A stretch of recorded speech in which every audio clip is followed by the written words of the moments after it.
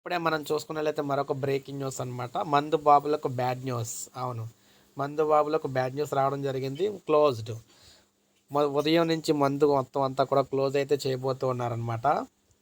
మనం చూసుకున్నట్లయితే రేపు మధ్యాహ్నం మాంసం దుకాణాలు బంద్.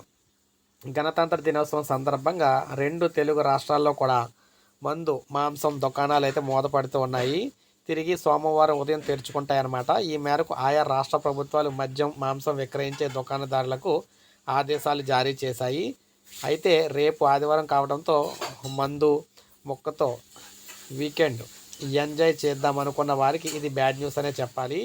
ఈరోజు రాత్రి నుంచే జంతువధను నిషేధించినట్లు పేర్కొన్నాయి.